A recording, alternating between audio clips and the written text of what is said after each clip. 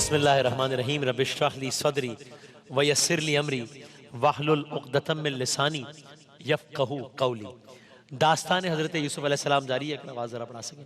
और दास्तान का रिकैप अब तक का यही है कि यूसुफ़ अलैहिस्सलाम क़ैद में थे और उन्होंने एक शख्स को उसकी ख्वाब की ताबीर बताई थी। वो शख्स रिहा होकर बादशाह के पास चला गया था। बादशाह ने ख्वाब देखा और यूसुफ़ अलैहिस्सलाम ने उस ख्वाब की भी ताबीर बताई। बहरहाल किस्सा मुख्तसर ये कि अब बादशाह ये दरख्वास्त कर रहा है यूसुफ अलैहिस्सलाम से कि आप कैद खाने से निकल के मुझसे मिलने आइए।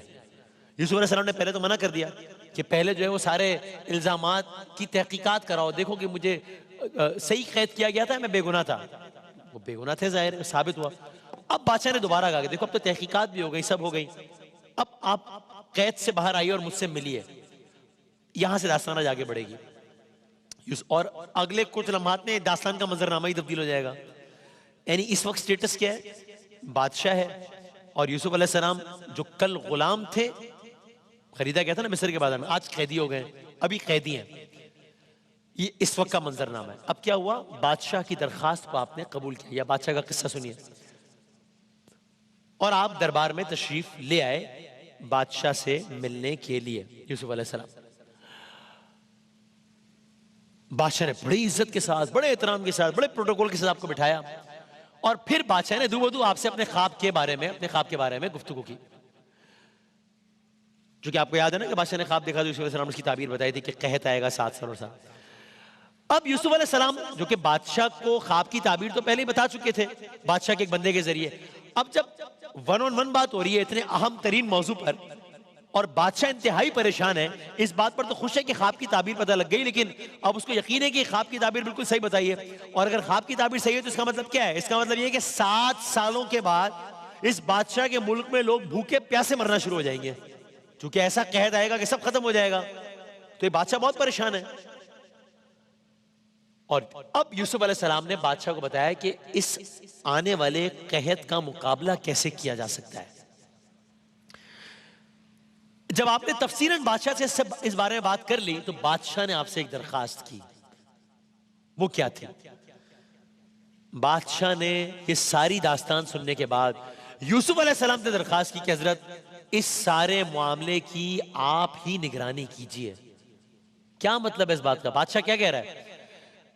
बादशाह को ये लग रहा है कि ये शख्स कोई आम आदमी तो नहीं है, यूसुफ अलैहिस्सलाम जो ख्वाब की ताबीरात और हर चीज सही बता रहा है, और मुझे अभी किसी आम सूरत हाल का सामना नहीं है, कहत आने वाला है, तो क्यों ना मैं इन्हीं से गुजारिश करूं कि ये कहत का मामला आप ही देखें।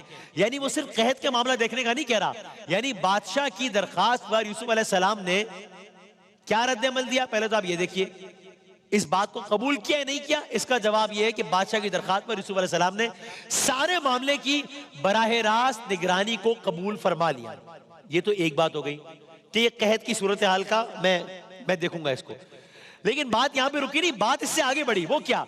बादशाह ने अपनी अंगूठी निकालकर यूसुफ अलैहिस्सलाम की उंगली में पहना दी और कहा, यह बात बहुत अहम है, कहा अब से पूरे मिस्र में सारे इख्तियारात, सारी अजमत, सारा मर्तबा मेरे बाद इस शख्स को हासिल है, यूसुफ अलैहिस्सलाम को। यानी ये सारे का सारा मंजरनामा ही तब्दील हो गया। यानी आप ये समझ लीजिए कि बादशाह ने गोया ये कहा कि बस अब से मामला ये है कि ये तख्त मेरा है, बादशाहत मेरी है। अमली तौर पर गोया यूसुफ का ही हुक्म चलेगा इस मुल्क में। अब आपने देखा कि ये मंजर कहां से कहां चला गया। अगर आपने पहली किस्त से इसको फॉलो किया हो तो आपकी आंखों में बहुत सारे मनाजिर आ रहे होंगे ना कि अल्लाह के नबी यूसुफ अलैहिस्सलाम कहां से कहां, फिर कहां से कहां और फिर यहां पहुंचे। और ये सारे मनाजिर कुरान करीम की सूरह यूसुफ में तफसील के साथ बयान किए गए। तो मैं चश्मे तसव्वुर से सोचूं तो मुझे यकीन है कि अब यूसुफ अलैहिस्सलाम की आंखों के सामने भी वो सारे मंजर गुजर रहे होंगे। अब आपने सोचा होगा कि किस तरह आपके भाइयों ने आपके खिलाफ साजिश की थी, किस तरह भाइयों ने आपको अंधे कुएं में डाल दिया था, किस तरह एक काफले के लोगों ने आपको कुएं से निकाल लिया था, किस तरह बहुक्म खुदा आप मिस्र पहुंच गए थे, किस तरीके से मिस्र के बाजार में अजीजे मिस्र नामी बादशाह के दरबारी और एक बड़े सरदार ने आपको खरीदा था, किस तरह खरीदने के बाद उन्होंने आपको गुलाम गुलाम नहीं बनाया, बल्कि आपको गुलामी से आजाद किया, उन्होंने आपको अपना बेटा बना लिया। फिर आपको याद आया होगा कि किस तरीके से वो सारा जुलेखा का सारा मामला सामने आया, कि फिर किस तरीके से आप जेल में गए। बिल आखिर बादशाह ने ख्वाब देखा, और बादशाह ने ख्वाब देखा और अब कुएं में गिरने वाला बेयारो मददगार बच्चा आज दुनिया के सबसे ताकतवर मुल्क का ताकतवर तरीन हुक्मरान बन गया। तो ये कहां से मामला चला और कहां पहुंचा, from one extreme to another. So अब आज की सूरत हाल क्या है? आज यूसुफ अलैहिस्सलाम दुनिया के ताकतवर मुल्क के ताकतवर तरीन हुक्मरान है। यानी ये तो लिटरली हम अल्फाज में, मुहावरों में कहते हैं, यहां तो एक्चुअली हो गया गुलामी से बादशाही का सफर।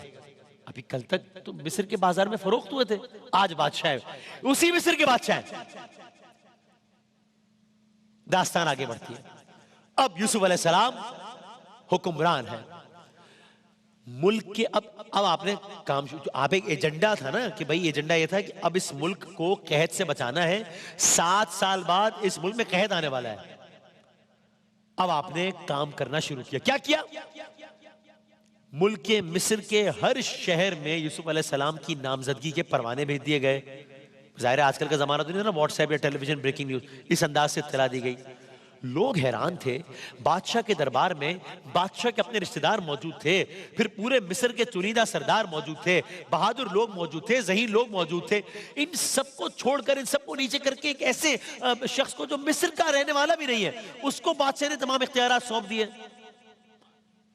और साथ ही अब गली गली में बादशाह के ख्वाब के चर्चे होने लगे। भाई जाहिर है जब यूसुफ अलैहिस्सलाम बन गए, बादशाह बन गए, एक अहम मनसब पर आ गए, तो हर जगह बात हुई होगी ना कि भाई ऐसा हुआ क्यों है, क्यों इनको बनाया। तो फिर बताया होगा बादशाह ने ख्वाब देखा था, फिर बताया होगा उन्होंने ताबीर बताई थी। तो अब बादशाह के ख्वाब के भी चर्चे होने लगे। और अब जब बादशाह के ख्वाब के चर्चे होने लगे तो क्या हुआ होगा? पहला काम, पूरा मिस्र परेशान हो गया। भाई आप सोचिए, अल्लाह ना करे मेरे मुंह में ख्वाब, आज हमें यह मालूम पड़ जाए 100% कि आज से 7 साल बाद हमारे शहर में, हमारे मुल्क में, हमारे इलाके में एक ऐसा कहत आने वाला है कि जिसके बाद पता नहीं क्या होगा, खाने पीने के लाले पड़ जाएंगे। तो क्या होगा? आज तो फिर भी लोग परेशान तो आज भी होंगे, लेकिन कम परेशान होंगे कि चलो किसी दूसरे मुल्क से जहाज आएगा, इमदाद आएगी। ये तो वो जमाना भी नहीं है। तो अब जब आपके ख्वाब के, बादशाह के ख्वाब के चर्चे होने लगे, लोग परेशान हो गए। क्या होगा? यानी लोग सोच रहे हैं क्या ये बच्चे हमारे भूखे मरेंगे? औलाद परेशान है क्या, हमारे माँ बाप भूखे मर जाएंगे? लोग परेशान है, ये जो हमारा सारा जो कारोबार है, ये बकरियां, ये सब जानवर मर जाएंगे, क्या होगा?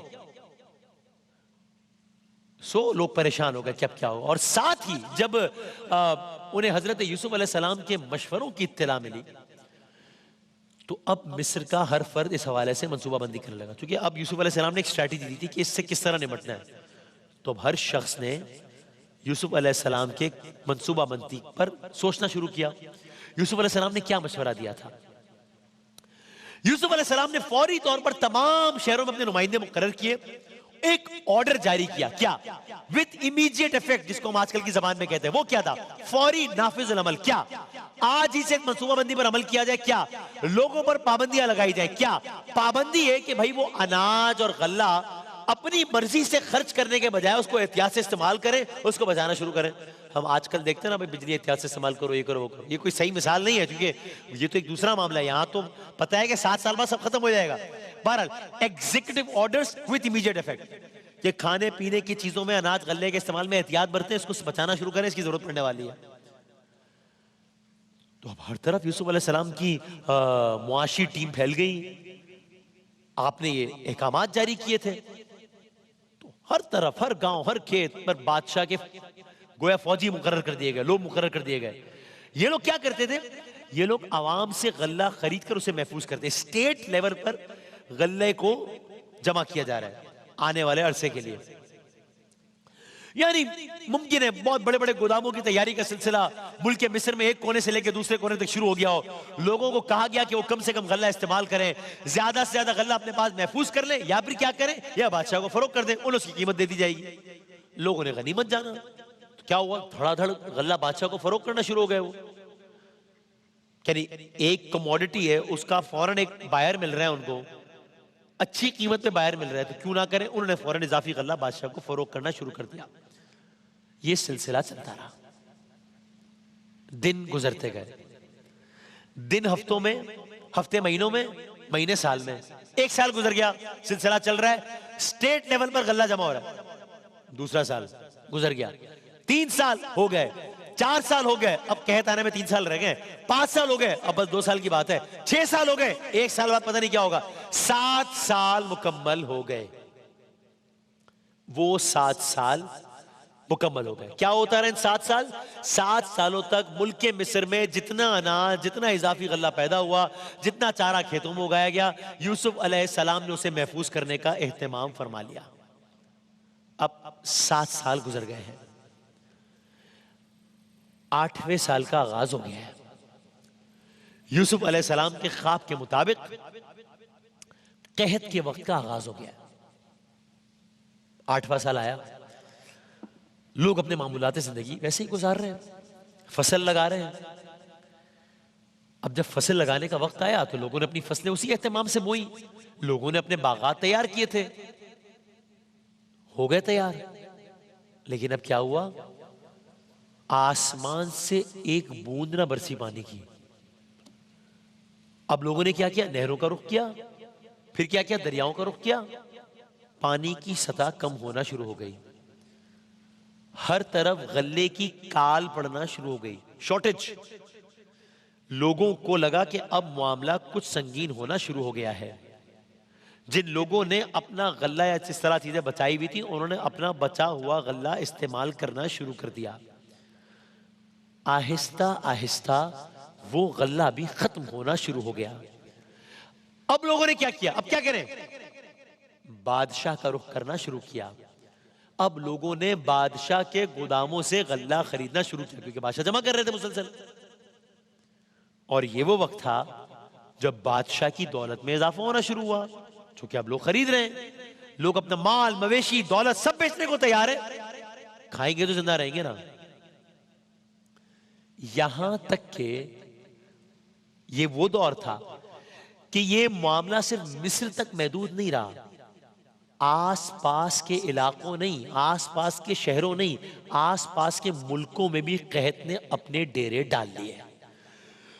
तो अब नक्शा दुनिया का कुछ ऐसा है कि एक मुल्क है मिस्र, उसकी गवर्नमेंट के पास गल्ला अनाज है बहुत वाफर मिकदार में, आसपास के सारे ममालिक में शॉर्टेज हो गई है, लोगों को खाने के मसाइल हो गए। अब क्या हो रहा है? बाकी ममालिक, अगर हम आगे बढ़े, क्या हुआ? बाकी ममालिक ने क्या किया? क्योंकि यूसुफ अलैहिस्सलाम की हुक्मरानी थी, उन्होंने तो 7 बरस इस हवाले से तैयारी की थी ताकि कहत के 7 बरसों में लोग भूखे ना मर जाएं। लेकिन बाकी ममालिक, बाकी इलाकों में ऐसा नहीं हुआ। अब क्या हुआ? अब पूरी दुनिया से काफलों के काफले मिस्र आना शुरू हो गए। ये लोकल सतह पर एक क्राइसिस बना था जो अब इंटरनेशनल हो गया। अब पूरी दुनिया से लोग आ रहे हैं मिस्र गल्ला खरीदने के लिए, मालो दौलत के एवज गल्ला खरीद रहे हैं। काफले आए जा रहे हैं, आए जा रहे हैं, आए जा रहे हैं। ये जो सारे काफले मिस्र का रुख कर रहे हैं गल्ला खरीदने के लिए, इनमें एक काफला ऐसा है जो बड़ा अजीब काफला है, इनमें एक काफला ऐसा है जो बहुत हैरान कर देने वाला है, इनमें एक ग्रुप ऐसा है जिसकी मंजिल मिस्र है, लेकिन ये बहुत ही अजीबो गरीब 10 लोगों का ग्रोह है। ये कौन लोग हैं? कलर्स करेंगे इंशाल्लाह।